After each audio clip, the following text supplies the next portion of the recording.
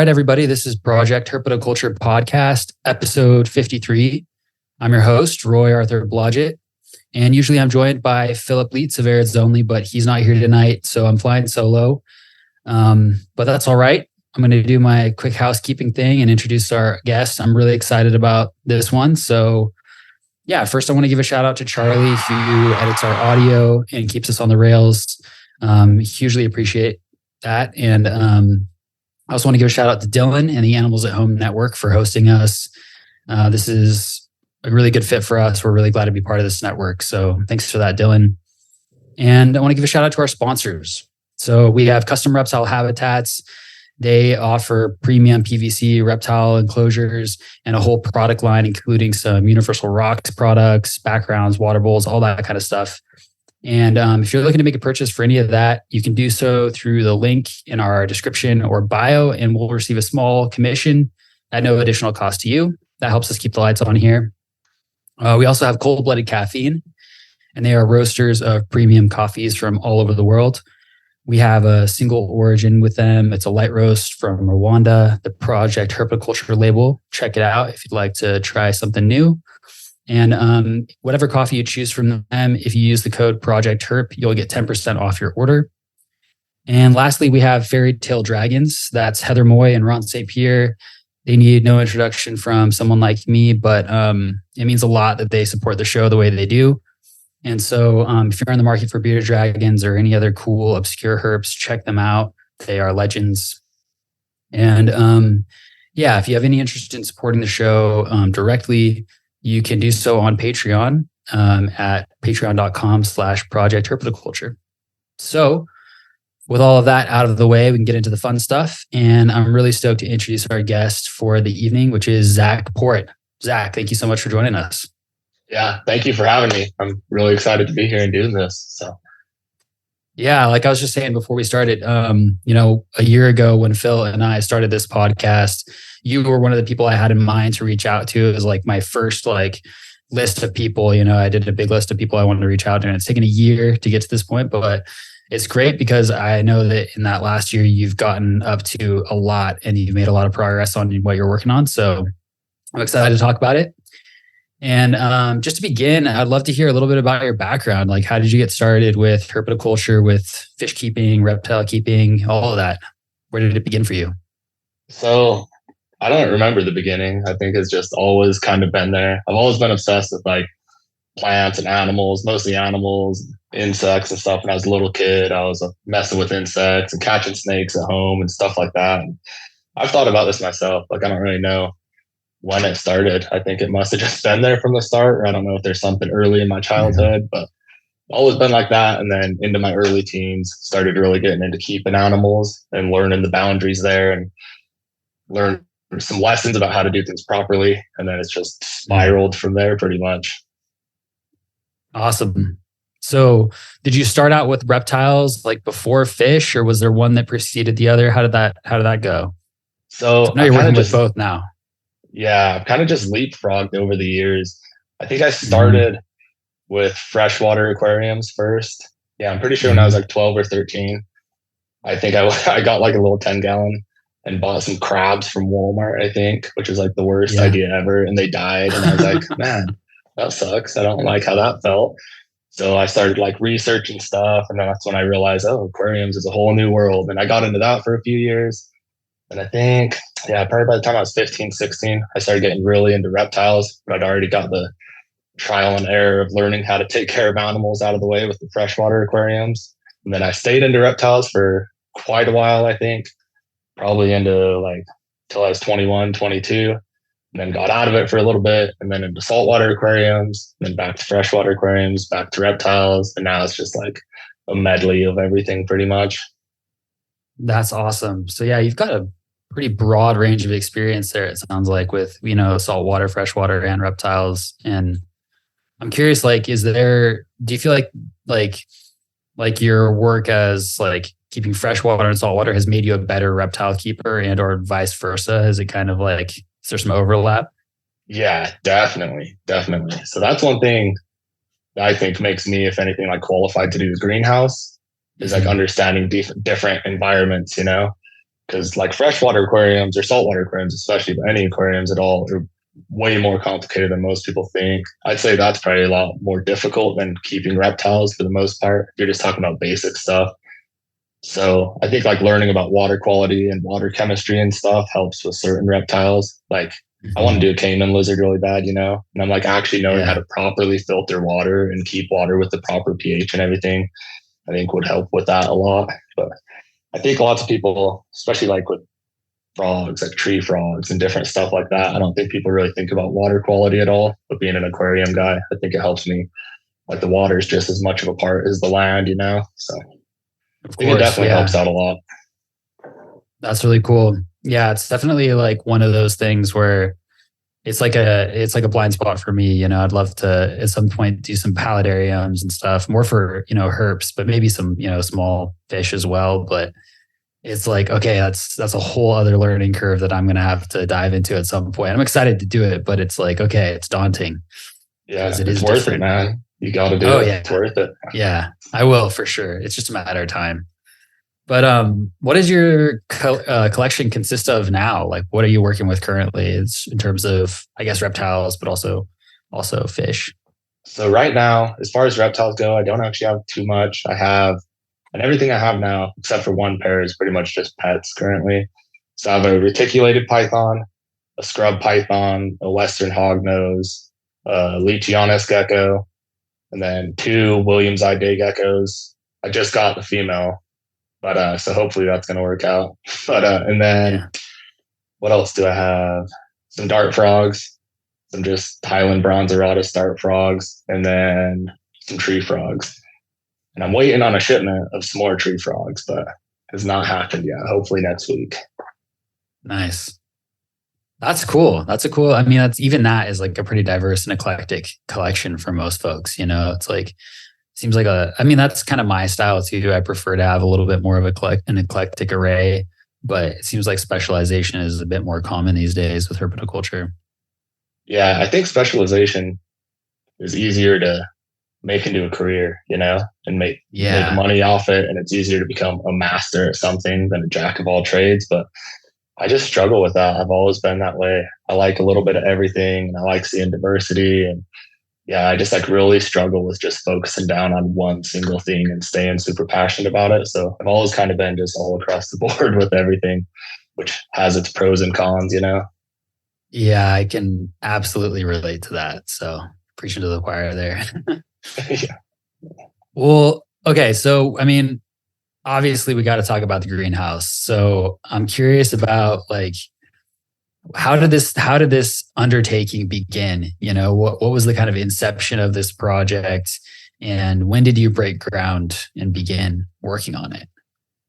Yeah. So, man, hard question there. Long answer, at least, I guess. But that's all right. Go for it, man. I've pretty much been like dreaming about this since I was a teenager. You know, when I first started getting into reptiles, I really thought like custom vivariums and stuff were the coolest thing. But you know, as a 15 or 16-year-old, I just didn't have the means to actually make anything cool. So I'd do these little like crappy attempts at it, and it never worked out. And then slowly, as I got better at things, I started thinking, I came up with this idea that like one day I want a vivarium big enough I could walk into. That is like my ultimate dream.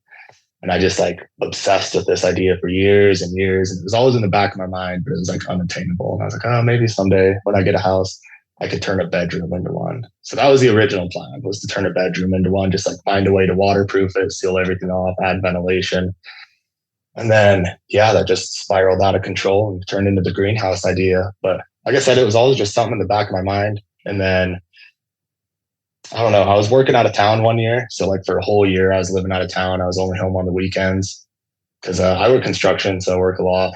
But so I was doing that, and I just like, I don't know exactly what clicked, but I got to a point where I was just like sick of normal mundane life and felt like I was sick of the world telling me what I could and couldn't do. So I was like, you know, I'm just going to do what I want. I'm sick of it. I'm just going to do something that I want. I'm going to do it. And I found this video online about, I'd always wanted to do the greenhouse or something like that, but I stuck with the bedroom idea because heating and cooling seemed impossibly expensive. And then I found this video one day just scrolling through YouTube of like geothermal heating a greenhouse. And it just like, that just sent me down the rabbit hole. So I just got obsessed with it. And then all of a sudden it clicked in my brain. I was like, man, maybe this is possible. Maybe this is like something I should actually think about. And I was like, no, it was possible somebody else would have done it, you know? And then I thought about it more and more, and I just couldn't let the idea go. And then, I don't know, I just snapped and I was like, yo, I'm doing it. Building a greenhouse. I'm going for it. I'm just going to make it the coolest thing ever. So that's where it all kind of started. That's a rough idea. And then, I think that was in 2020, because it's been 2.5 years now since I started it. I think it was 2 years in April. So in 2020. And at first the plan was to just make like a pretty cool greenhouse with like a little pond in the corner. And then I kind of just overdid it, like I do everything in my life. I just like obsessed over it. And the plan was for it to be like this little $4,000 greenhouse setup with some cool plants and just find a way to keep it heated in the wintertime. And it just, as I built it, spiraled out of control. You know, I started painting marks on the ground, and I just went a little bit bigger and a little bit bigger. And then every step of the way, it's just gotten more and more complicated. But now it's cool because it's like, I'm not just doing something that I thought would be cool. I'm doing what I like actually have dreamed of for years and years. I'm excited to show people because I don't think most people understand what it is that I'm actually doing, you know, especially where I'm in so many different hobbies. Like I'm into plants too, like tropical plants. So like the plant people are like, oh, awesome, little botanical garden thing. The reptile people are like, oh, awesome, really big reptile cage.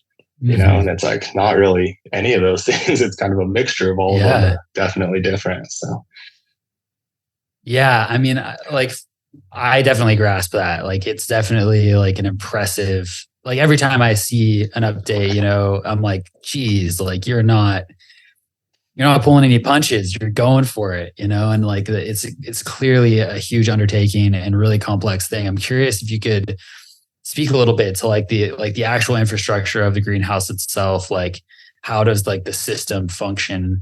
If you can speak to that at all. Yeah. So pretty much I researched that geothermal idea. That's what got me like really committed to doing it. So what we did is I wish I had some pictures of it or something, but we dug like almost 8 feet down in the ground.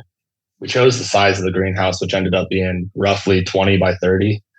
And then we dug 8 feet down in the ground and we laid these pipes, basically corrugated pipe with little slots in it. And then the idea behind that is that gets buried. And then the hot air from the top of the greenhouse gets pumped during the day through the ground, which heats up the ground and then cools the air and pumps the cooler air into the greenhouse. So during the day, it helps cool, but then it heats up the ground and acts as sort of a like energy bank. So at night, the heated up ground helps heat the cold air that's now at the top of the greenhouse. So that pumps through the warmer ground and gets warmed up and comes out. So like basically it functions off just the fans is the only like cost of it is the electricity it takes to run the fans. And they're just duct fans. So they're super efficient and it cools during the day and heats at night. So that is definitely not the only source of heating though. That's just helps make things more affordable. Yeah. So we got that done 8 feet deep, dug all the pipes, buried them. So the rest of the greenhouse is still sunk, I think about 3 feet into the ground. So we built the whole thing with cinder block, had to pour a concrete foundation, which we like hand mixed with bags of concrete, which was a horrible idea. It was miserable. And then built the cinder block foundation. Walls up. Yeah, it was a pain. Thank God for my girlfriend. She helps out with everything. I don't know how I'd do it without her. But so we poured the foundation, built the brick walls up from there. And then I basically just came up. There's like a bunch of different designs for different types of greenhouses online. I just obsessively researched. That's the other thing. Once I decided I was going to do this, I didn't mention that before, but I like research things like super obsessively for probably 6 months before I actually broke ground on anything. And then I researched other stuff for years before. But so I kind of didn't like any of the designs. So I took like what I like from each design and ended up making my own. And we just framed it out of EMT, electrical conduit. And then the front and back wall are framed out of wood. So we just erected the whole structure there, got that done. And then from there, it's just been one step at a time. So that's the main structure. The main heating is just a natural gas shop heater. So that's pretty much keeps us, for those that don't know, I'm in Utah, northern Utah. So we get pretty bad winters here, you know. So heating is definitely an issue. And then it gets hot here in the summer. So cooling was also an issue. So our main source of heating is just a natural gas shop heater. So I can keep it pretty much whatever temperature I want all winter. But I don't let it drop below like 69, 70 degrees. And then, I don't know. I get it. It's hard talking about it. I'm like trying to remember. I've been so focused. I've just had my head down, like not even thinking about it. Just go, go, go. And now that it's like getting close to completion, I'm like looking back on everything. And I'm like, man, we did a lot to get to this point. You did. Yeah. I mean, I'm sitting right now in like my reptile room, and, I built this, or did all the interior and everything. And, was like, okay, I got to teach myself how to tile. Like, I don't have a construction background. So I'm like, okay, I'm learning all this stuff myself, going. And it's like you said, you give a shout out to your girlfriend. It's the same for me. It's like, without her help, I would have been up a creek. But it's amazing what you've done. I mean, I can't believe you did all that concrete by hand. That's a lot of mixing. I've done that, and that's not a small thing. But the passive, I mean, like the geothermal aspect, I didn't even realize that was a component. I think that like I just didn't fully grok that, but that's incredible. It makes so much sense because you've got like thermal mass, right? You're actually like the ground itself is just like a huge heat sink, right? Yeah, that's basically the concept. So, I mean, you can even apply that same stuff, at the vivarium level. It's like something that I talk about a lot with folks is like, if you have a nice deep substrate layer, then it'll actually help maintain some thermal mass and, maintain your humidity as well. And it's kind of a similar concept in some ways, with what you're doing with this greenhouse, but obviously a lot more sophisticated. Yeah, no, it pretty much is just the same concept, just larger scale, Yeah, but amazing. That's been one thing that's been fun is like learning. It's been fun and a nightmare. Depends on how you want to look at it. Like learning how to do things that I've done before, like vivariums, but on a massive scale, on a like large scale. Yeah. So weird. Like I even think about stuff in my head. Like right now, I just ordered a bunch of sphagnum moss in bulk. Because I'm like, keep planning things in my head. Oh, I'll use moss for this. Oh, I'll use moss for this. And then I start pricing out like how much that much moss is. And I'm like, oh man, what have I done? I should have planned something else, but I'm too committed at this point. Now you're in. There's no turning back. Yeah. Well, it's cool that, I mean, how long have you been doing construction? I was like curious about that because obviously this is not just like, this, you're going into this totally willy-nilly. You've got some experience, but I was curious about the level of experience you had going into it.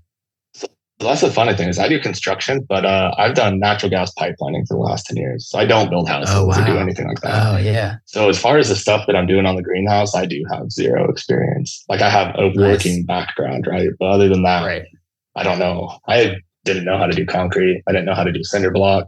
I fiberglassed the whole pond. That was probably the hardest part of the whole greenhouse is fiberglassing the pond. But for anybody listening to this, I would not ever recommend doing your own fiberglass. It's a nightmare. But so pretty much all of that I just learned off the internet. Just instead of obsessively researching, my girlfriend knows I'll have red eyes, staying up till 2 a.m, just researching everything that I can, trying to learn everything as fast as I can. But that's the cool thing about the internet and how everything is nowadays. You really can, if you're passionate about something, you're willing to put the effort in, you can learn anything you want pretty much.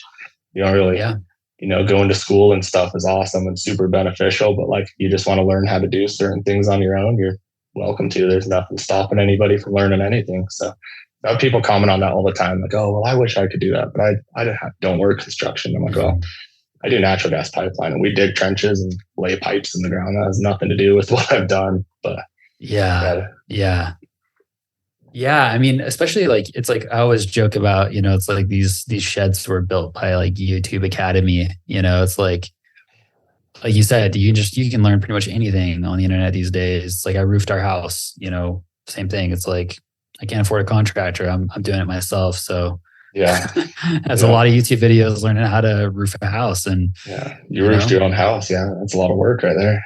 It was a lot of work. It was a lot of work, but it worked out. We had it got thoroughly tested our first year. We had a foot of snow here, which where I live, I'm only at 1,400 feet elevation in kind of like central California, basically, and it never snowed here that much before. Like all the old timers who live here, just like that's never happened, but it held up. It was good. So thanks to YouTube.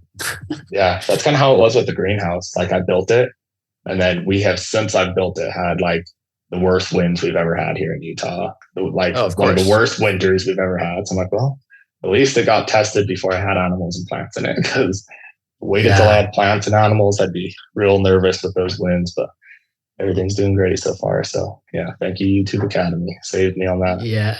I always try to be skeptical telling people that though, because like you can research and learn everything, but researching is not just watching 3 YouTube videos, you know? No. You have to research. You only 10% maybe of information that you research is actually useful, you know? So you have to research Yeah. way more to get a small amount of information. So Yeah. that's one That thing I don't is. think people get, you know, like even with reptiles, you can Google a care sheet, Oh you know, God. the first one you come up, if you click on the first sponsored ad that comes up, you know, you might get yourself in trouble there. Yeah, that's the only issue, you know, with the kind of access to information that we have these days, is that like it's very rarely well vetted information, you know, and it's hard Yeah. to find actual reliable sources, you know. And I mean, herpetoculture is a perfect example of that. You know, you can look into so many different species and type in a care sheet, and like it'll be outdated by 20 years at this point, or it'll just be flat out wrong. You know, it's like I'm joking about, like, I keep tricolor hognose snakes as one of the snakes I have here, and there's like dozens of tricolor hognose snakes care sheets out there that talk about them as like a tropical species from South America, and they're not. They're from like semi-arid grasslands down there. It's like, but it's like, oh, if they're from South America, that means they're from the Amazon. Yeah. You know? That's one thing that people really never realize is like just because something is from the Amazon, where is it from? You know, is it from the treetops? Is it from the foreground? Like there's huge differences in the environment there, you know, little microclimates everywhere you go. So things to be. I know breeders know that for sure, especially with smaller stuff, you know. It's like that's kind of how you figure out the trick to get things to breed, it seems like, is figure out which little microclimate they prefer. But totally. Definitely. And on so many species too, you know, it's like you can't even really find that information like on Google or whatever. You kind of have to figure it out for some of them. Yeah. And I don't know. I think that's like actually one of the ways in which like herpetoculturists and, you know, herpetoculture as a community can really actually contribute to the scientific community, because a lot of times we figure this stuff out about these animals because we're, like you said, we're obsessed, you know, we're putting in the time and like study. And sometimes we figure that stuff out before the scientists out in the field do even, which is a cool thing. But I'm curious about like in the process, I'm sure like you must have encountered like challenges. I'm curious about like what were some of the kind of like unforeseen things that came up that were like, oh my God, what am I doing? I'm curious about some of those stories, if you'd be willing to share. So first off, the costs of everything that is spiraled out of control, you know. But I just can't say no to like making things how I want. I have the vision, so I'm just like, okay, it is. And then the next thing, it's like, oh man, that's killing me. But yeah, there's been honestly not as many problems as I expected. Like I started this thinking like this is going to be a nightmare. The logistics of this are borderline impossible. Like that's why most people don't try it. You know, like building a tropical jungle in a desert that experiences winter, you know, it's like the one thing nobody does. But definitely have had problems. One of the main problems was just fiberglassing the pond. I couldn't. So there's like nobody in the US fiberglasses ponds for some reason. It's a huge thing in England and Europe for like koi ponds and stuff, but people in the US do in-ground ponds with liners. So researching stuff for fiberglassing the pond was a nightmare. I could figure out the basic concept of how to do it, but the products don't translate to American products. So like I figured out, it took me 6 months to figure out the like top coat that you put over the fiberglass. We in America here call it gel coat. They call it flow coat. It took me forever to figure out that it was just a different name. So I was like searching for manufacturers of gel or flow coat and all this. But so I ended up, the first time I fiberglassed it once, but the first time I did the gel coat, I did it wrong. So it's all black and gorgeous. And then I was all excited, started filling the pond up with water, and it just like turned gray and white. And I was like, oh man, like what chemicals is this leaching into the water, or what's it doing? So that screwed up that whole project. And I spent like a month trying to figure that out and get it fixed, which we finally got that fixed. And then, I'm trying to think what other like major issues we've had. Basically just like it's more like 1,000 small issues than any like big stories of big things that have happened. Like every time we go to work on something, in my head, it's just a simple plan. Even like you've seen the enclosure I built around the pond. Yeah. Yeah. So we built like a big enclosure around the pond because my fish there want to jump. They like to call them suicide fish. They just like to jump out and kill themselves. So I didn't want to put a lid on the pond because it kind of ruins the purpose of it. So I built a big enclosure around it. That way it still looks cool, but it keeps all the fish in, and it'll keep a lot of the animals from going in the pond and getting eaten by the fish. So, I just thought in my head, like, a little screen cage around the pond, not a problem. And I was like, man, but I want to be able to open it up. So when people come over, it looks cool and stuff. So I was like, I'll just build like a little garage door thing, That's literally what my brain thought. I don't know why. Like looking back on it, that was such a stupid thought because I started getting into it. And I'm like, man, where are the tracks going to go? They're not going to be in the way of everything, where animals can't get in and get crushed. And then I finally came up with a design of like bifold doors, like a closet door pretty much. But then I'm like, I want to build the rock wall in the front of the pond. So if I do a bifold door, they're going to fold out and hit the rocks. So I'm like, can't do that because that would make the front look ugly. So I think we struggled with that, me and my girlfriend, for like weeks, just trying to find a good way to actually do it. But finally figured that out and it worked. And then like another project that was way harder than expected was the boardwalk of all things. Just a little like boardwalk I did through it. I was like, we'll just build a little boardwalk. And I didn't realize how difficult the math of curving, because I wanted it to be curvy and look cool, But I didn't realize curving and changing elevation at the same time makes for some very complicated cuts on wood. And I'm not a carpenter. So I think I spent about $1,500 on redwood and probably wasted about 500 of it and had to redo stuff. And then basically ended up just building the whole thing like a deck. Like the same framing and structure as a deck, but that was supposed to be a 2-day project. I think it turned into like almost a month. So just little stuff like that more than anything. It's like little things along the way that just slow progress significantly. Like I have some people messaging me all the time like, man, it's been 2 years. You don't have plants? And I'm like, dude, you have no idea what has gone into this. Like every little step along the way is like super well thought out, or it's not thought out and becomes a problem and gets thought out later on.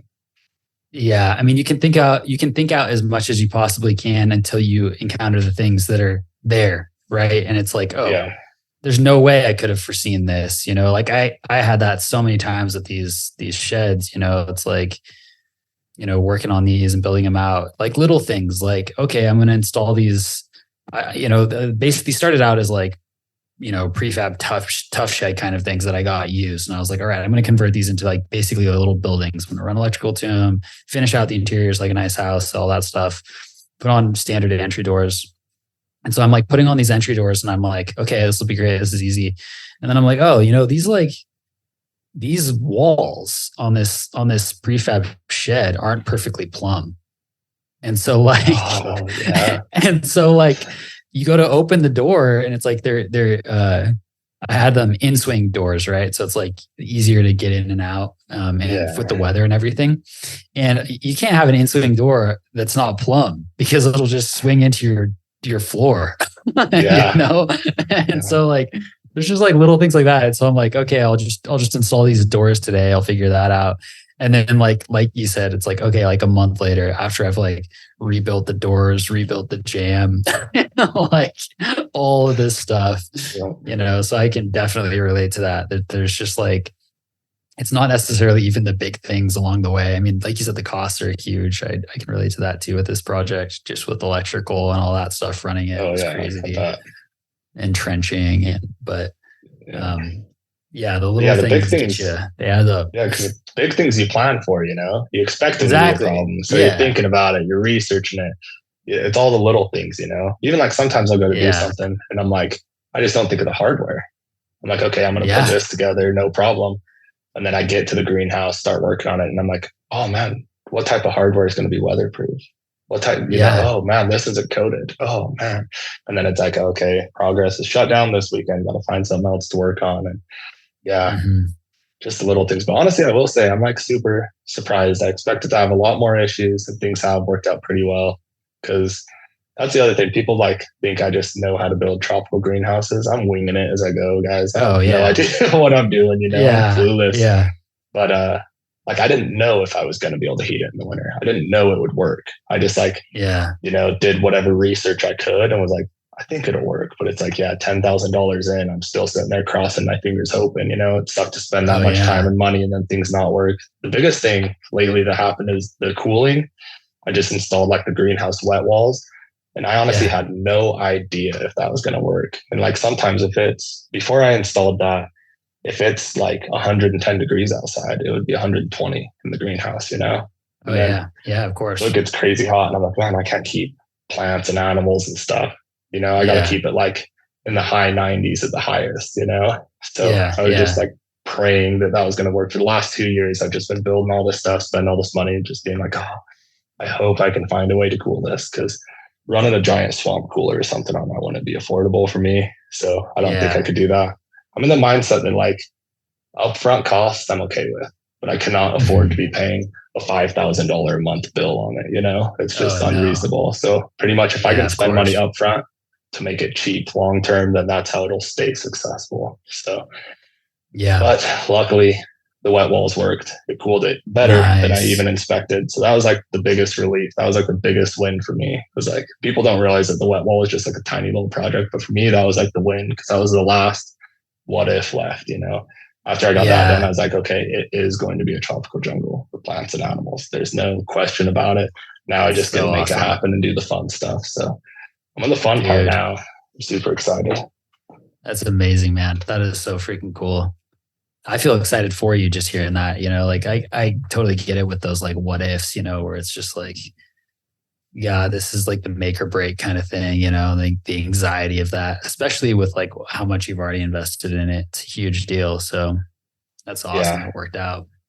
Yeah. You just, if you don't take risks and try things out, then you're never going to do anything. You're just going to be like everybody else doing what everybody else does, so got to take risks and just go for it sometimes, especially if it's something you're passionate about. So yeah, definitely. And I feel like that, it's like you said about just, doing the best you can at the outset, and hopefully it'll like save in the long run. It's like, makes me think about something my dad said to me when I was a kid. I've said this before, but it's just he's like, buy the best and only cry once. It's like a similar kind of concept, where it's like if you can manage, to like bite off that big upfront investment, oftentimes it'll actually pay off in the long run and save you a lot of trouble. So it's cool that's been, hopefully that'll continue to be true for you with the greenhouse. But hopefully. Yeah. So can you tell us a little bit more about the pond? Like what's the, like, how large is it? What's the filtration kind of setup going on? What does it look like? So the pond it's an above ground cinder block pond, but I'm kind of blending it to make it not just look like a giant above ground brick. But it's, what is it? Like 12 and a half feet wide, 6.5 feet, like width, I guess. And then 40 inches deep, which equates to about 2,000 gallons roughly. So, wow. And it's funny because like I'm into ponds and aquariums, which surprisingly is two extremely different hobbies, like extremely different filtration, extremely different everything. So as far as a pond goes, it's a tiny pond. As far as an aquarium goes, it's a massive aquarium, so I'm like somewhere right in the middle. Right. But so that cinder block pond, I had to pour a 6-inch concrete slab to set it on, and then fiberglass the whole inside and put the window in it, which I thought was going to be one of the huge problems. It ended up being like the easiest thing I've done yet. The window just worked out perfect first time. Nice. And then the filtration, I did an under gravel suction grid, which is like, it's kind of like a weird thing. A lot of people don't talk about it, but Eric Triplett, the pond digger, put me onto it. Luckily, he just like caught on to my TikTok videos and reached out to me and was like, here's my phone number, call me, which was super cool of him to do, because he did not benefit at all from it, But he like, I think I called him one night. I was just like, screw it, I'm calling him. Called him and we talked for like 3 hours, and he convinced me, because I was planning on doing a bottom drain with no substrate on the bottom. That's kind of like the typical, like what the industry says is the best for koi ponds, because you're not going to have any waste settle on the bottom and you can have good, strong filtration. But he was like, hey, I don't think this is going to be best for your situation. I think you should look into these underground suction grids, but beware, there's like some controversy with them. So I was like, here we go with this, Yeah. But then I researched it and I was like, yeah, this guy's getting nothing. Like, it's not like he's trying to sell me parts or anything. So I did a bunch of research, and I think I learned, I don't know, like I said, it's open to opinion and it's kind of a controversy, but like the dedicated koi people, kind of like koi snobs, they like bottom drains. That's the only way you can have fish. You're an idiot if you do anything different. But reality, there's a million different ways to have a successful pond. And I think the reason people hate the undergravel suction grid is it's similar concept to the undergravel filters that aquariums had way back in the day, which were absolute trash. But there's a few fundamental differences that kind of make or break that, So the undergravel, or the under little filter for the aquariums could have been a good filter. It was just never innovated enough to be good. It basically failed, and people just hated it before it got a chance to do good. So I don't know. Anyways, I'm rambling about that. But no, this is what it's all about. Basically a network of pipes at the bottom of the pond that all have holes drilled in the bottom of them. So it's a PVC, like a rib cage, basically. So if you can imagine the big pipe going down and then little pipes, little laterals coming off of it, and it covers the whole bottom of the pond. And this is where he helped me out too, Eric Triplett. He gave me like the proper spacing and the right size holes to drill and everything. That's what really makes or breaks the system. So you have little holes on the bottom, and then you cover all that with 4 inches of a specific size gravel. I think it was like 1/2 inch or 3/4 inch round gravel, and it has to be round so it can't compact. And then that is basically how your water, that's your pre-filter. So your water all gets sucked through there, and then through your filtration, and then pumped back in through the top, in whichever way you choose. So I set that up, and that like houses all the beneficial bacteria that break down the waste and stuff. So it helps out with a lot. So that's like the main pre-filter, and a huge biological filter, which if you're an aquarium person, people know there's like mechanical filtration, biological filtration, and then chemical filtration. Right. So some combination of all 3 is like best case scenario, Yeah. So that's a huge biological filter. And then from there, it runs into, it's called a K+ pressure filter. It's basically a modified pool filter, even though the company that makes it would probably never admit that. But yeah, it's a modified pool filter with these little, it's called K+ media. It's like these little plastic things, look like little macaronis, but they're like a way they filter out some of the particles, and then they also house the bacteria that breaks down all the waste and everything. So it goes through there, and that's the main form of filtration. And then from there, it goes into a UV sterilizer, which basically kills off the like algae that makes water just green and nasty. So if you want to have clear water in a pond, you pretty much have to have a UV sterilizer. And then, and then the water goes back into the pond. That's pretty much it. So I guess it sounds kind of complicated when I'm saying it all like that, but to me, it sounds like a fairly simple filtration setup. But some of the koi pond people go like crazy with filtration setups. Yeah. I mean, it's like anything, you can make it as complicated as you want to, right? Yep. Yeah. I just needed to make it complicated enough to work. But that's one thing, is I have all the big predator fish in there, people refer to them as monster fish. Yeah. They produce a lot of waste, they eat meat. So produce a lot of waste. So you got to have like pretty strong filtration. So like the pond I said is 2,000 gallons. I think my main filter is rated for like 6,000. So like everything's like double to triple basically what it is, but it's worked out super good. My water stays super clear. So all my ammonia and nitrites and stuff are right where they need to be. So working out good so far. Better to have an overpowered system than an underpowered one, Yep. Yeah. Actually, that's what I tell people at the greenhouse. Like, I can't afford to just try things out and hope they work. It's like such a massive system with living things, first of all. But second, like so much money invested in stuff. And like, there's so many variables. I just need to know things will work. Like anything just paying for the peace of mind is totally worth it for me. Also, sorry, my voice gets rasped. I'm like, just got over being sick a week ago. And oh, no, it's great. My voice is still not coming back completely. You're coming through loud and clear for me, so it's no worries about that at all. And man, that is so wild. So what are the fish species you have in there, these monster fish? So the fish, so I love fish, but I basically, all my dream fish that I ever always wanted since I was a little kid, but couldn't have because they require ridiculously large setups, So I have a bunch of peacock bass. I have a group of 6 currently. But most people don't know there's like 16 different species of peacock bass. And these ones are called phogos. So they're like one of the most sought after peacock bass. They're the ones that get a super, super red face as they age. So I have a group of 6 of those. And then I have 3 silver arowanas. They're like the bigger eel looking fish that swim at the top. They're the ones that jump. Yeah. But they're little jerks too, man. I'll be working on stuff and they'll jump out and bite at my hands and stuff. They make me mad sometimes, but they're crazy. Yeah. So no putting your fingers on your toes. Yeah. But so I have 3 of them. And then I have a tigrinus catfish, which is like a really cool zebra striped catfish. He lives down at the bottom.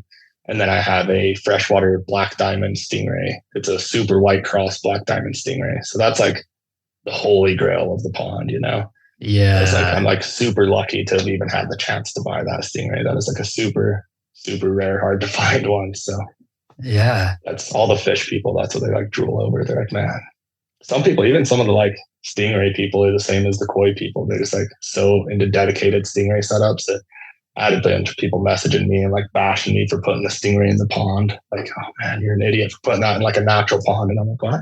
It's going to thrive and then it's going to do better than it would in like a hospital setup, you know? So you just are mad that it's not on display, but no, I love that thing. Yeah. It sounds like to me, I mean, one thing I think about with like a mixed species display, I mean, I'm thinking of it right for Vivaria with reptiles, but like is to work with species that occupy different different strata in the vivarium. So like something terrestrial, something arboreal. Is that like a similar concept with the fish? It sounds like it's me, but I'm just curious. Yeah, 100%. So with just aquariums in general, that is something that like beginners always look past and then quickly learn that's a mistake, you know? So like the stingray and the catfish, they occupy the bottom, right? And then the peacock bass kind of form a shoal, not quite a tight school, but they kind of hang out together in the mid region. And then the arowana hang out at the top. So it's like literally designed to like one, fill every space so it looks full and you get the best of all worlds. But then one, give the animals all their own areas so they're not competing for territory. Because lots of people don't realize that. They'll set up a big aquarium, put, you know, the amount of bass you could keep in that aquarium. But it's like, yeah, but they're all bass. Like you're going to have lots of aggression issues because they're all packed in one space. You know, they can't have their own territories. And it doesn't look natural, you know? You get a bunch of bottom dwellers in a huge setup. It just, nothing looks good about it. That's really cool. Yeah. I love it when these things like can apply across those boundaries, you know, whether it's aquaculture or herpetoculture or whatever. That's fun. So with the greenhouse, like what are what's the like the long-term goal? Like what's like the vision, you know, for what it'll be when it's done? I know I'm sure it'll like never be done, you know. It's like one of those things that you're constantly going to be, you know, interacting with and changing over time, but so this kind of a hard question to answer because there's like the goal and then the dream, you know. It's like I haven't yet drawn the line. So I'm to the point where I'm just pushing as hard as I can to get where I get. So wherever I end up along the road, I'm sure I'll be happy with it. But the greenhouse itself will be like, I guess construction phase will be complete. I'm hoping early, like maybe January or February. And that's when I'm going to let people start doing tours and stuff like that. Nice. But the long-term goal is, I don't know, we'll see how everything plays out, but I'd like to eventually go commercial and do a like way, way larger one. But that's a hefty goal right there. So we'll see how this one plays out and then go from there. But so now that I'm kind of getting towards being done with it, the goal is I want to file for a nonprofit, try to get a nonprofit and do private educational tours. So I'm going to have like a website and everything, and people are going to be able to book tours. I really want to like reach out to some schools, some charter schools and stuff, and just let them know like, hey, if you guys are interested in field trips, it's all come over whenever, you know. I'd like to do cool educational stuff because for me, the whole vision of a greenhouse is, you know, there's a lot of people that have animals, you know, you can go see animals at zoos and aquariums and stuff, but I've never really been to anywhere besides the real thing that you can go see an ecosystem. I'm not sure that even exists anywhere. Like, I don't know. I think it would be really cool for people, especially from Utah, where they might not ever get to see this stuff, go see a whole different ecosystem and all the working parts of it, you know? And obviously I'm not going to have jaguars and stuff, but like within reason, I'm trying my best to replicate a jungle ecosystem. So yeah, I really want to just educate people on different stuff. And then the other hope is that people that aren't super like animal loving nature people, but just still think it's cool, I can kind of make them fall in love with it, you know, or inspire other people. Like if when I was a little kid, if I knew somebody that had something like this that would have let me come over, volunteer at it, it might not be working construction, you know, it might have changed my whole life. Yeah. Might be doing something way better. So I'm just hoping that I can do that for somebody else. And I really do just want to like, I don't know, it's my dream. I want to share it with other people. I want to inspire other people. And I want to show people that like, you can do whatever you want if you just do it. You don't have to ask for permission. You know, you have to do things right and do due diligence and do your research, but you can really do whatever you want. You don't have to have a degree or anything to do something cool, you know. You're welcome to just go out and make it happen. Because that's another thing I get. People are like, oh, I wish I had the experience. And I'm like, oh, I didn't. They're like, oh, I wish I had the money. And I'm like, oh, I work 65 hours a week. That's how I pay for it. You know, I'm not rich. My parents aren't rich. You know, it's all just out of pocket. So I just wanted it. So I'm making it happen. But yeah, anyways, back to the question is, I want to file for nonprofit. So hopefully that goes good. I don't want to speak about that too much until I figure out whether it's actually going to work out or not. But then either way, I want to do private tours, you know? So basically I'll have a website. People can just book a private tour with me for like a small group of 5 and under, and then come and spend a few hours learning about everything. So I'm going to have like as many symbiotic relationships as possible. I want to basically just showcase things that the average person doesn't even know exist. Like just all the cool little odds and ends of the rainforest, and just make people like fall in love with it. And then hopefully just love nature more and care about like nature more in the future, you know? Maybe if I can teach someone, because not everybody thinks about ecosystems like me and you probably do, you know? Lots of people just like non-nature people just don't even realize that stuff exists or how important it is, you know? People are like, oh, like with rattlesnakes and stuff, kill off all the rattlesnakes, some other snake will come do their job, you know? It's like, it's not how things work, you know? It's just not that simple.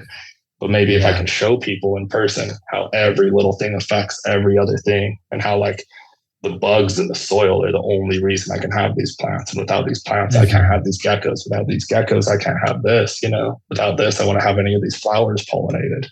So it's like, maybe I can teach people that every little thing really does matter, and then they'll fall in love with it like I did. Hell yeah, man. That is beautiful. I love it. I totally relate to that. I mean, a lot of the work that I do, you know, I mean, within herpetoculture, I mean, I'm really, I'm super focused on like naturalistic herpetoculture, and, you know, everything I keep is in like a biotope style setup, you know, with plants native to that region. And it's a similar thing. Amazing, by the way. Thanks, man. I appreciate that. Yeah. It's a labor of love for sure. Yeah. I know you can relate to it, but a lot of it for me is that like my background also is, you know, like working in ecological literacy and kind of educating people about my, you know, my bioregion. And it's like I feel just like a lot of resonance with that mission, you know, just like getting people to like understand the complexity and like be awed by it enough to like fall in love with it, because it really is like, there's just nothing more amazing, you know, when you can really start to understand all of those different relationships and niches and how they stack up into this complex system that just works, you know, and that's like what an ecology is, right? You know, it's so cool. Yeah. Amazing. That's another thing I'd like to do too, is even show people like in the industry and the hobby, you know, in herpetoculture, that like when you first start researching stuff and you find the care guides, that's cool. You know, that's how you keep animals alive. That's the bare minimum, you know, but you don't have to do that. You can do other stuff. You can even go outside the lines a little bit, you know. The rules are written for beginners that are just learning the basics. But once you understand the big picture of things, there's certain things you can do. Like, even just like, keeping multiple species together, you know, in some situations, that's like a huge no. People on the internet will just rip you to pieces for it. But it's like, if I have a huge 16-foot cage with a couple different species of frogs that can't interbreed, it's not going to be an issue at all. You know, I'm 100% sure of it. But If you research on the internet, it tells you no, it's impossible, you know?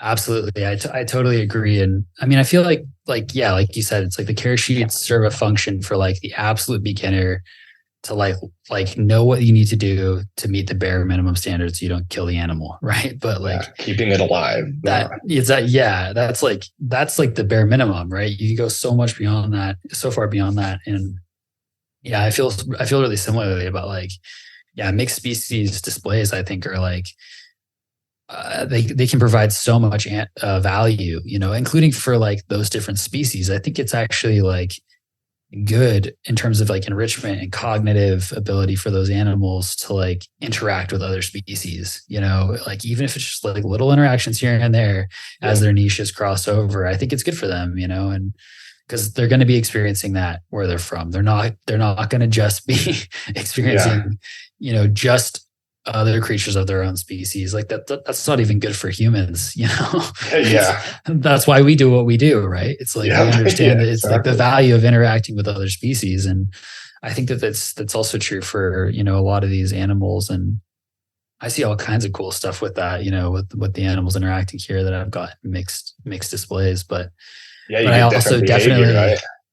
Oh, totally. Yeah, totally different behavior and stuff that I wouldn't see, you know, like the most recent thing I have, so I keep Polychrus marmoratus, the common monkey lizards, you know, from South America, the Amazon region. And I recently got a couple of Suriname leaf litter toads, you know, a terrestrial leaf litter specialist species.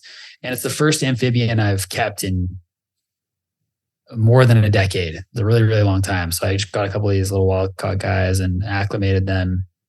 And ultimately, I was like, okay, they passed acclimation and quarantine and all that stuff. And so I put them in these displays with my Polychrus marmoratus, and they're fully arboreal lizards, right?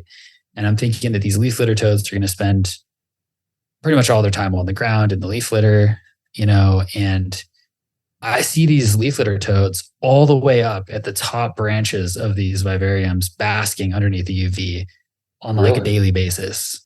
Yeah. Dang. And it's like, I would not expect like that.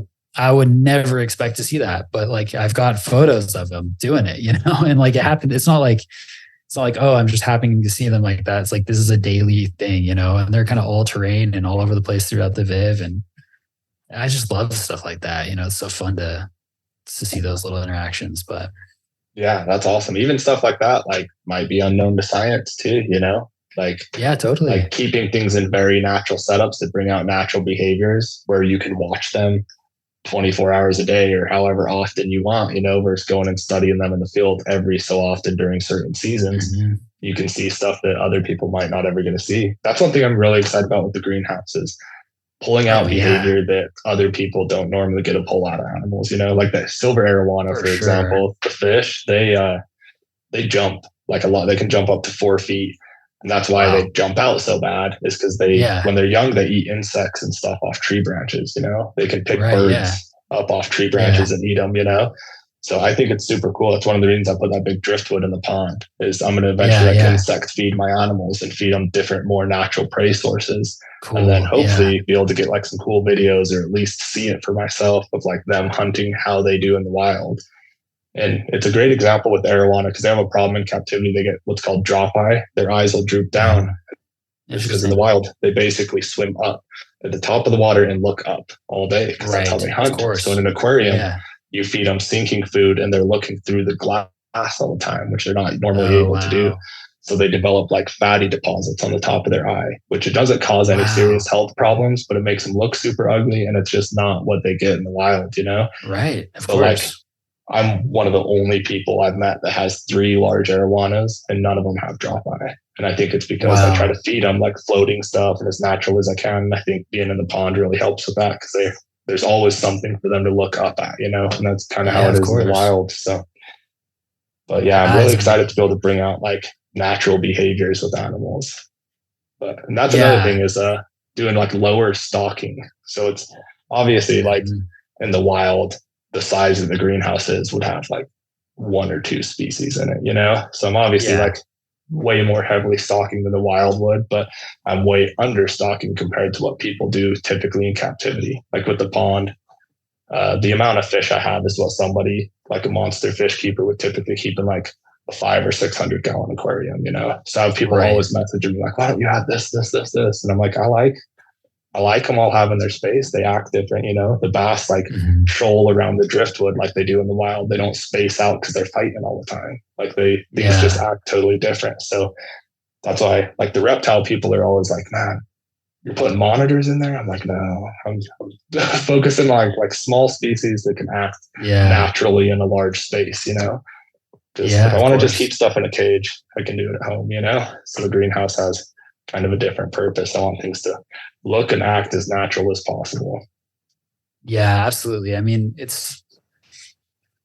I feel like, you can never, you'll never regret putting something in a larger space. It's like, it's just going to make the animal more interesting because it's going to give it more opportunities to interact with its environment, more opportunities to like impress you as a keeper, at least that's been my experience. I've never regretted giving something more space or like giving it a more complex environment. They almost always end up using it. It's really rewarding. Yeah, exactly. Yeah. And sometimes they'll use it in ways that you just don't expect. Like again, with these frogs, it's like they've got 3 feet of vertical space, to utilize that I would have never thought to give them, but like by virtue of being in an arboreal lizard vivarium, they have use of it and they use it, which is like great. I love to see it, and super cool. But I'm curious if like, I don't know if this is like, I don't want you to feel like you have to share this or anything, if it's like a surprise or anything down the road, but are there any like dream species that you have in terms of herps to have in the greenhouse? Yeah. So, I'm pretty open with everything. So just so you know, you're welcome to I'll answer pretty much anything.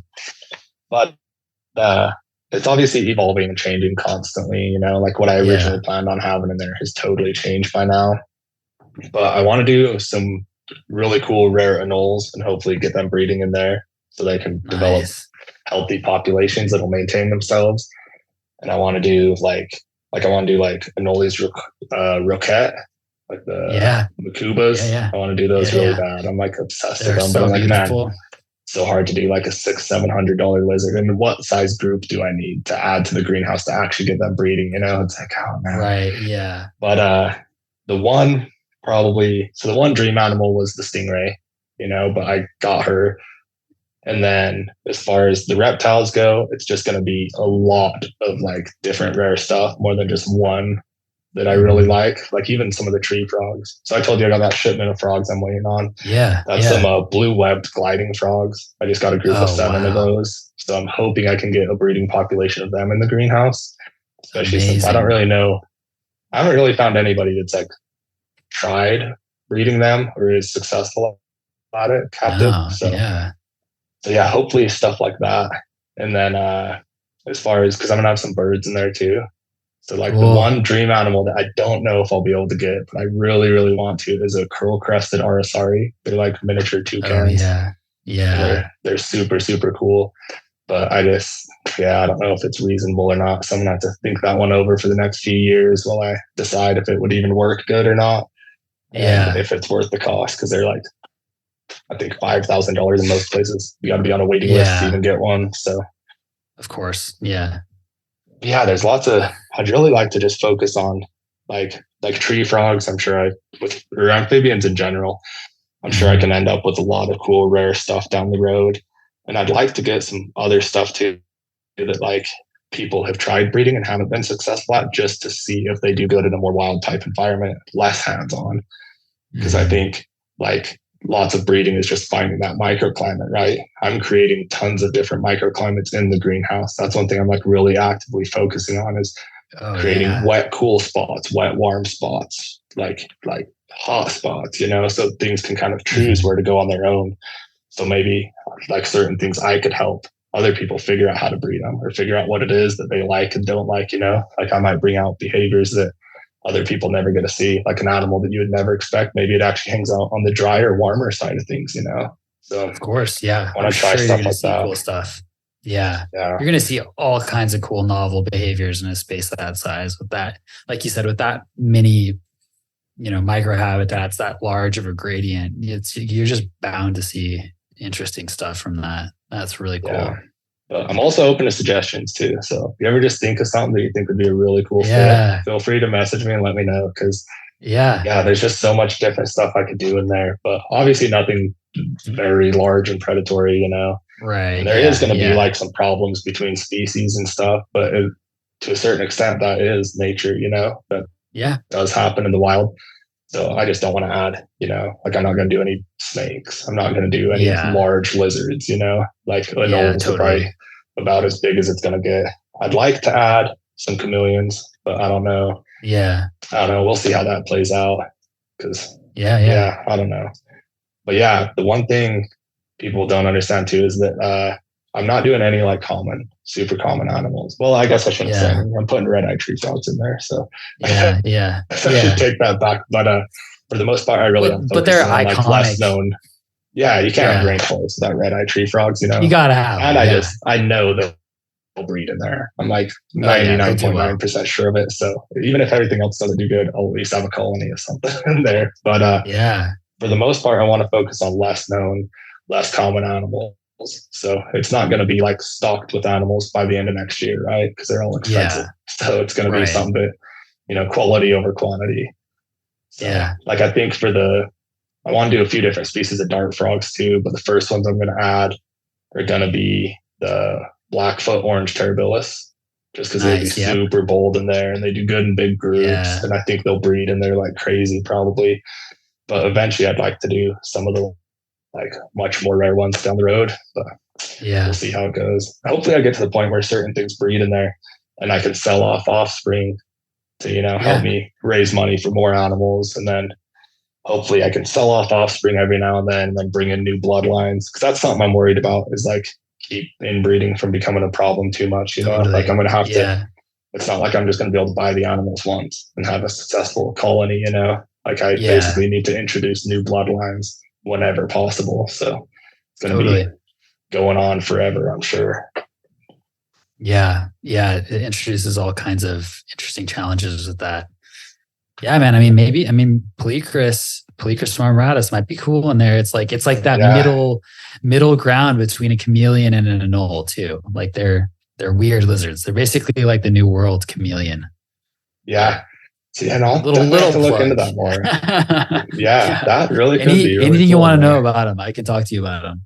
I think I'm the only person breeding that species right now, but hopefully more people, because I got a bunch of F1 offspring in good people's hands now. So I'm hoping that we can get them established, because they're such cool lizards. They're just they're total weirdos, and they eat insects, but they also eat fruit. And like I've had them eating anthurium berries from anthuriums growing in the vivariums with them and stuff, and all kinds of neat stuff like that. Cool. Yeah, they're great lizards. But that might really be like an awesome fit. Yeah, man, I'm gonna have to think about that. Yeah, I'll show you some info on them sometime. Yeah, you got the wheels rolling now. There we go. There, now I'm not gonna be able to sleep tonight. Thanks. I'm happy to serve. Yeah. Well, okay. I mean, like zooming out a little bit from the greenhouse itself. I'm curious about just like picking your brain a little bit before we go on like herpetoculture kind of more broadly. Like, and this, this could apply to aquaculture too. But I'm curious about like when you like take the bird's eye view of like these disciplines as they exist right now, particularly here in the US, like what would you personally like to see more of, and what would you like to see kind of fading away, if that makes sense? I'd like, it's hard. I don't speak on this stuff typically because I don't think of myself as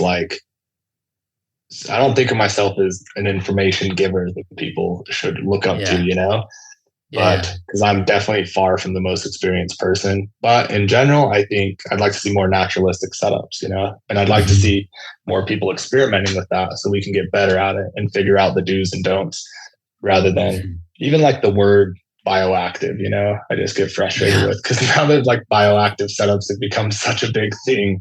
It's just like, it's like a 10-step program on how to do bioactive setups, and I just get sick of it. I'm like, you know, Come on, like man. I I want got people my to pothos experiment. and my powder blues. Yeah, there you go. Exactly. But so I'd like people to experiment, you know. So there's definitely a need for breeding setups. I will never ever deny that, you know. Yeah. And I think like what I would like to see is just keepers of pets, especially like naturalistic setups, to become the norm rather than the above and beyond. You know, it's Yeah, like breeding setups, quarantine setups, stuff like that. It exists for a reason. It's always going to, it for always sure. needs to. But Yeah. outside of that, I think we could do just a lot better in general. Like, like we're trying to see nature. Let's replicate nature somewhat, you know, Yeah. like there's Yeah. obviously got to be a happy medium, but yeah, so Yeah. that's my main thing. I'd like to see proper, more natural care, you know, and I guess proper care is not the right term because whose definition of proper is it, you know? But Yeah. yeah, I I really definitely, like I get what you mean naturalistic though. setups. And I think it's kind of going that way. It seems like naturalistic setups and stuff is really becoming the thing. I love that. I Yeah. love seeing it. And even just like your setups are amazing, you know, like seeing more Thanks, people doing man. stuff like that. And then even like, yeah, like some breeders, you know, are going to Mhm. really naturalistic setups, you know, and it's like, man, that's really cool to see it. Like it can be done. Cause back in the day, if you research stuff, you know, if you wanted to breed something, it was in like a clear white tub with nothing in it. Anything Yeah, else is totally. stupid or impossible. How can you monitor it, you know? And it's like, oh, Yeah. it's definitely other ways. Yeah. Yeah. I definitely feel like that is kind of a growing trend, you know. It feels like, and in some ways, it feels like naturalistic was almost more, it was almost more of like the norm back in like the 90s even. I feel like when I look, like when I was growing up, I remember like seeing Reptiles magazine, you know, and like reading Philippe de Vaugelis's books, and like they were mostly talking about naturalistic stuff, and Yeah. then it kind of moved away from that for a while, and it seems like it's kind of coming back. And I agree, like it's cool to see some people, you know, kind of like, you know, small batch, like micro breeders who are even breeding their herps in like naturalistic setups and stuff like that. You know, it's like that's essentially what I'm doing. And I don't really call myself a breeder so much just because I produce at such low volumes. But like um and the reason why I produce at such low volumes is because I keep in naturalistic setups. You know, Yeah. I Yeah. can't I can't keep, you know, there are a lot of people that would look at, you know, the square footprint that I have, like my Spilotes sulphureus, my Amazon puffing snakes in, and they'd be like, you know, in that footprint, you could have a rack with over 100 colubrids, you know, Yeah. you Yep. know, and I've got 3 snakes in there. Yeah. But So this is kind of like a side tangent, but one of the yeah. things that changed my views on things, I told you into my like late teens, I was really into Mhm. keeping reptiles, you know? And then I think I bought my first house when I was like 20 years old. And I was like, I own a Mhm. house now, you know, it's time, baby. Wow. It's time to Yeah. go. Wow. So Yeah. I just thought I had life figured out. You know, I was young and naive and I was just stupid. I thought I had everything figured Uh-huh. out. So I got way into animals, you know. I was going to breed Yeah. ball pythons, of course, like the most typical Yeah. thing, you know. So I had like 30 ball pythons, I had chameleons, I had a ton of different stuff. And then uh, uh, me and my ex split up and my life kind of fell apart for a while. I ended up selling everything and I just felt like horrible about it, you know. Like I was like, I'm done with animals, you know. I thought I was doing things the responsible way and I still had to get it still didn't work out, you know. And that's when I learned that like, yeah, life, even if you do everything right, can still have problems, you know. So you have to like foresee that and be prepared for stuff like that to happen. And then in that like Yeah. guilt of having it, because my animals are like I don't just get animals to breed them, you know. I really do like all my animals are pets, you know, even if I am Oh breeding yeah. them. I like really form attachments to my animals. So getting rid of all my animals at once like devastated me for a few years. I didn't mess with any animals anymore. I didn't do anything. I was like done with it. I was like, nope. I hated how that made me feel. I'm never doing it again. And I Yep. kind of like slowly thought my way through that and was like, no, I can do it, but I can do it different and I can do it better. Mhm. And then I can help, hopefully, in the long term, other people do the same, you know?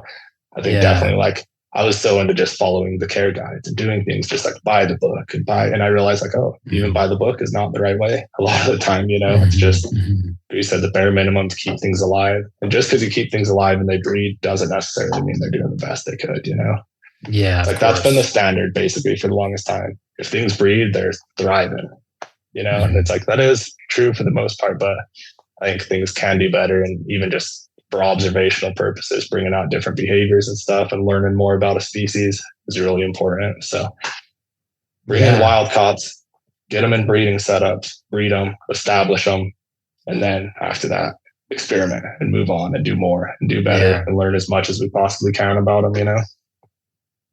Yeah, I mean, I relate to that whole arc, man. Like, we don't know each other. You don't know my story, but, I had a kind of a similar thing. I mean, it was younger but I had a pretty significant collection, mostly of like big neotropical colubrids. I had like crebos and spilotes and a bunch of stuff. And I was a teenager at the time, but I was living at home. It was not a good home environment.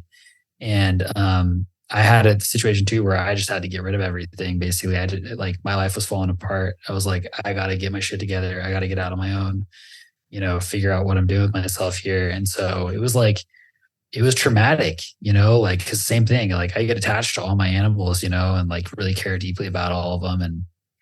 And I didn't keep for 10 years. It was like 10-year hiatus for me before I got back in. It was like from 2000, it was 11 years, 2007 to 2018, nothing, and getting back into it, it was like, I was cautious. I was like, okay, I'm going to try and dip my toes in slowly here and not get in over my head, because there's that feeling too, when I was younger, that like, I remember the feeling of having too many animals, like, was just in over my head, like it's like, oh, this is too much. And it doesn't feel good. It gives you anxiety. And so, I feel like really similarly that a big part of what I've focused on and the way that I keep now is like, part of it is that it imposes limitations on me. It's like, it doesn't let me have too many animals because like, I can't, like, if I'm keeping them this way, this is as many as I can fit in this space. And that actually, it's in service to me too. In that, like, because it's addictive, like getting animals and I always tell newcomers that, like, it's a powerful thing. Yes, it is. But and that's the danger with rack systems and I'm not bashing on racks by any means. They have their purpose, Of course. But because I know some people are like anti-rack system, I'm not like that at all. But it's so hard when you got 50 just ready to go and you only got 25 build, it's like, oh, it's just one more. Oh, it's just one more. Oh, it's just one more. And then all of a sudden something changes in your life and you're like, oh, I barely have time. I'm losing my passion because I barely have time to take care of this. It's not fun anymore. It's a chore now.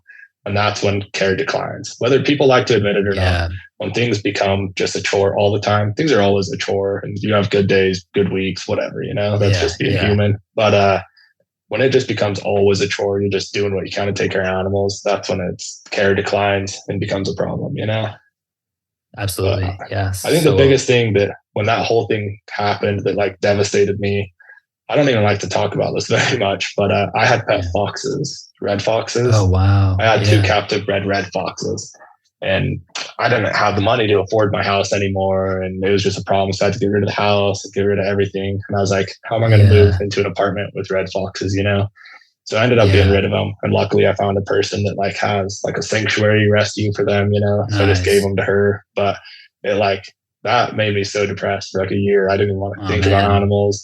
For like a few years, I like couldn't even look at pictures of them without tearing up, and it was like losing my kids. So ever since then, I was like, being a 20-year-old kid buying foxes is probably one of the stupidest things I ever did, I went way out of my way to like take the best care of them I could, but it's just like, that's not something that just an average person should buy, reptiles and cages and fish is one thing, but like that just made me feel so guilty and horrible for years and years that I was like, no, I'm putting ridiculous amounts of thought into any living thing that I purchase from now on. Like, so I guess maybe that formed me into the person I am now. So it's good that it happened, but I still don't even like thinking about it. It's depressing. Yeah, man, that stuff is painful. It's really painful. It's hard lessons to learn too. It's like when I hear stuff like that too, I also think about, it's like you said, right? Like hopefully you can teach someone so they don't have to do that thing. It's like, what makes me think is like, man, I wish I had like mentors back then, who could have been like hey man, pump the brakes, like Yep. slow down a little bit, you got time. Because I just didn't, I mean, I was just freaking flying solo and doing it on my own. And that's how it is for most of us, right? Like, and not all of us are fortunate enough to have mentors, but like, I definitely try to like look out for the newer keepers around me that I see, especially in that accumulation phase. And I'm always just like, hey, take your time, slow down a little bit, because it's not going to be fun if you get over your head, Yeah, it's a real addictive thing. And man, I can't even imagine. I think about that sometimes. Like, we just bought my partner and I our first house, last year, and it's just like crazy. And we're always like towing that line of like, are we going to be able to keep this? Like, our careers are like we're both self-employed, and it's just like always a bit tenuous. And one thing that I always think about that just breaks my heart is we actually have a wolf dog, not a red fox, but she's a very wolfy dog. She looks just like wolf a wolf, but small. Yeah. I used to want a wolf dog really, really bad too. Yeah. But it's a similar thing where it's like, I can't just I can't even imagine trying to like give her away or anything like that. But like, even if like I had to, it would be a hard thing to do, because like, it's not, you can't just give a wolf dog to just anybody, right? Yeah. It's a complicated thing. So we take on these things, and then we realize like, oh wow, yeah, this is like, even doing it as conscientiously as we can, it's like, these are just complex relationships that we're forming here with these animals. Yep. Yeah. You could be a great person and trying your best to do the right thing, and you can still do something that's not good. It happens to everybody. Oh, totally. I think maybe this is something that can help change the hobby too, is just people that have made mistakes being open about it. Because that's one thing that researching thing on the internet is real dangerous, because it's good, bad, right, wrong. Everything's black and white. Nothing is black and white. Everything's giant gray areas, and all of us have made mistakes, stupid mistakes, There's nobody that hasn't done anything stupid, but the internet is so harsh when you do something wrong that people are scared to talk about it. So they hide it. They wipe it under the rug, and then it just goes on, and years go on, and more people do that. And then, if you say anything about anything on the internet, that you're doing anything outside the normal boundaries, you just get beat up, I think like terrible. Spreading the truth with examples of stories and stuff is good. Yeah. Like, I have, you probably know, but being the animal guy in your life, you probably have people, all your friends and family and everybody you've ever worked with, calls you or hits you up anytime they have a question about animals. So I always have new people wanting to get into stuff and learn about stuff. And one thing lots of people always ask is like, like with aquariums especially, it's really bad about this. So I looked up this fish, and it says they need like a 75-gallon aquarium, but I'm fine to keep it in a 65, right? And I'm like, it's like technically you are if you did everything perfectly right, but what else are you going to put with it, And I was just trying to tell people, like, you try to push the limits when you first get into it. Like, do I really need that big of an enclosure? I could probably do slightly less, but you got to remember those requirements are the bare minimum already. And wait till you have something die because of something you did, and you cannot deny it's your fault. Wait till you have to feel that feeling, and then you'll know why we're all so like, do not do it. People feel like experienced people are so harsh, but it is for good reason. We just don't talk about the reason. We say like, it's just wrong, don't do it, you're an idiot if you do it, but it's like, it's not that simple. It's because we did it and we felt horrible about it, and we learned that lesson. So now we are hoping that you don't have to go through that. And the animals don't have to go through that, because we don't need every single generation torturing animals. We need to get better and better as time goes on, not worse and worse, Yeah, that's another thing I'm always harping on, is like, we need to like create kind of like a culture of inheritance within these disciplines, so like the next generation is learning from our mistakes, and not replicating them over and over again, and that's why mentorship is important, and why things like what you're doing, that are like focused on like, I want this to be like an opportunity for education, to like plant seeds, in people's minds and get people invested. It's like, that's so important for that reason. Yeah. I guess another thing I didn't mention that I really want to do with the greenhouse, like one of the things I really want to focus on a lot once it is up and going and successful, is a volunteer program, like a really cool volunteer program, especially for younger people, but just really anybody. Cause I just wish I had somebody like that. I remember growing up in my teens and just like wanting somebody to tell me what to do and just help me with things or teach me how to do. I wanted to do all these things.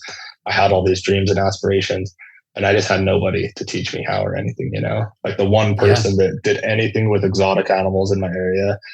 I tried to volunteer with them, and that was like a nightmare. I turned out, I was like, good heart, wrong, doing things the wrong way, So I just like, after that, I was like, okay, done, not reaching out to people, not working with anybody. I just like head down, doing my own thing, but I could be way further along if I had just even the slightest mentor in my life, So I think it'd be really cool with the greenhouse to be able to take on some younger people and just teach them about stuff, and let them come over kind of on their own schedule and work on stuff when they want, or help with maintenance and stuff like that. So, if I had someone like that when I was a kid doing something like I'm doing it, like I said, I might not be working construction, I might be doing something much more beneficial to the planet and society. But I have a similar ambition here. I definitely want at some point to like have like an apprentice or something, somebody, like a local kid who like needs something to do, and wants to learn about animals. It's like, come over, like, and I'll pay you when I get out so I can go on a camping trip, and you can take care of the animals, give a little weekend gig, that kind of thing. Cause I'm sure you can relate, like leaving anywhere when you have the kind of animals we do is not a simple task. That's one thing that stresses me out about the greenhouse. I'm like, man, how am I ever going to go on vacation again? Because how do you, how do you have a family member just watch the greenhouse for you? That is one thing. My dad helps out with it a lot. He's retired, so he feeds the fish for me some days and stuff like that. So I'm like teaching him about it as I go, and he's really into it. He loves it. So it's like kind of cool that I at least got somebody, but it'd be nice to have a few people at least. Yeah, totally. I'm sure you'll have plenty of takers, man. That's like what you're doing is very unique and very cool. So I'm sure that there's going to be some people that are going to be inspired and want to get involved with it. I have no doubt. Yeah, hopefully I can be a good mentor too and help people learn. So I'm learning as I go. Man. So yeah, I'm sure you'll be a natural. Yeah. Well, I mean, I've already taken up almost an hour and a half of your time, and I know you've already had a long work day and you probably got things to do. So maybe we can move toward closing, but is there anything that you wanted to talk about before I kind of hit you with a final question here? Yeah, no, not in particular. Okay. I think we pretty much got it covered. Cool. Well, I'm definitely would love to have you back on the show at some point. I know that my co-host is going to have a lot of questions. He's an intensely curious person. So when he hears this episode and catches on to what you're doing, he's going to be like, what the hell? Why wasn't I here for this one? So if you'd be willing to come back sometime, maybe in a few months or something, when things are further along, I'd love to have you back. Oh, I would absolutely love to. Awesome. I'll come back as many times as you'd like, It'd be cool to even do one a couple years from now once it's actually for rainforest. Sure. We can talk about how it got to that point, and I'm sure at that point I'll have a lot of struggles along the way I could talk about. Yeah, and we'll come and visit too. I gotta get out there. My co-host is he's in Denver. I'm in California, so northern Utah is a nice midpoint for us. So it'll work out well. Yeah, cool. That would be awesome. Cool. Well, so every show we end it with the same question. And so I'm just going to end it with that. And the question is, why herpetoculture? And, you can interpret that however you want. It could be like, why do you do this? Why does it matter for society at large? Why herpetoculture? Yeah. So for me personally, because I don't know how not to, like I said, I don't remember not being into animals, and especially reptiles have always had like a spot in my heart, because everybody else fears them and has all these problems with them. And for me, I just was born without that, I think. So I see them the same as everybody else sees dogs. So it's weird for me to see this like little outcast that everybody hates, and I'm like, what's the problem? It doesn't make sense. Yeah. But just in general, I think the public doesn't realize how much herpetoculture has to offer the world and science and stuff. Even like we talked about before, like a lot of species are being kept alive only because of herpetoculture. you know, a lot of discoveries are made by breeders and people that keep these animals. Like, I think it's just something really important, you know, it's going to be important in the future in conservation, and it's important right now. And I just don't know how I could do without it. I told you I tried for a few years. Yeah. I got sucked right back in. So now I just accepted the fact that it's going to be part of my life forever, whether I like it or not. But I love it, man. Yeah. Right there with you. Cool. Well, that's a great answer. Thank you for that. And where can folks find you if they want to reach out, they want to follow along with what you're doing? Where are you on social and all that stuff? Yeah, so kind of my social name is A Life Exotic.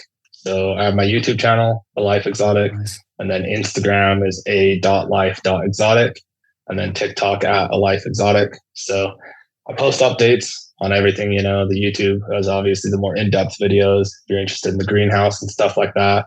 And then if you want to see more short content that's current, like very current, Instagram's probably the place to go. It's where I post the most. Cool. So yeah, for those that don't know, check it out and you can watch the progress of the greenhouse. Yeah. And do it, folks. It's awesome. I've been following for a little over a year now, and I'm just like consistently just like, how is this happening? It's freaking amazing. Super inspiring stuff. So yeah, Zach, thank you so much for taking the time to join us tonight. And I look forward to the next time we have you on the show. Yeah. Thank you for having me. Yeah. My pleasure, man. I'm going to hit the button. Okay.